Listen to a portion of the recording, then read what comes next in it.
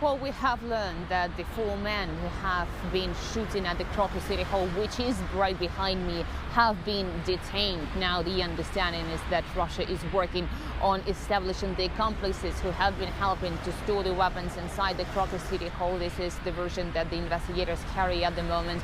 Also looking for the people who have been helping the perpetrators to escape and also helping them to prepare the so-called window in the border between Russia and Ukraine to cross from the Russian Federation to Ukraine in the Bryansk region. The Russian president did say that all details are yet to be established. The investigators are working around the clock to ensure the safety of Russians. He said it is important to make sure that no more acts of terrorism are carried out on the Russian soil. He also has said that that was the massive killing of people very well prepared, and everyone who was involved into the preparation of this act of terrorism will definitely be brought to justice. He said that Russia is counting on the cooperation with the states that are genuinely interested in fighting against terrorism.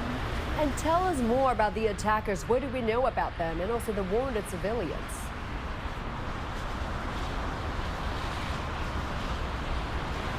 Well, what we know about the attackers is that at least 11 of those have been detained, 4 directly involved in this attack. We are yet to establish, the authorities are yet to establish all the details. They have tried to escape using the car of Renault brand, leaving the Russian capital Moscow all the way down to the border with Ukraine in Bryansk. We don't know much about them. However, a video has been released showing one man saying that he was receiving money in exchange for killing people, $500,000 Russian rubles, which equals about $5,000 for this attack. Apparently, he said that he came to Russia on the 4th of March, a month ahead of this attack. He was contacted by the so-called curators. That's all we know to this moment. Obviously, the investigation ongoing. We expect more details to surface. Yeah, and the governor of the Moscow region says rescue work at the Crocus City Hall will take at least several more days. What are you seeing there?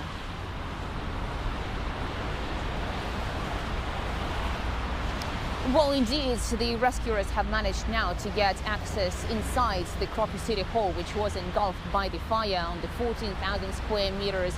And this is when they started to remove the rubble, and this is where they found more bodies of the victims of this deadly act of terrorism, and that's why the death toll has significantly increased, or exceeding the mark of 100. The understanding is that the investigators are working on site. They are conducting all sorts of different expertise, ballistic one, genetic one, biological one. All that will help to establish all the events that unfolded at the Crocus City Hall. And obviously, the understanding is that the death toll could further increase because of the people who are now in hospitals. There are over 100 people hospitalized in the Russian capital. Overnight, 3 children died, and we understand that one kid is also in a critical condition in one of the Moscow hospitals. So certainly this is a very rapidly developing situation, but the authorities say they are going to help the victims of this attack as much as they can.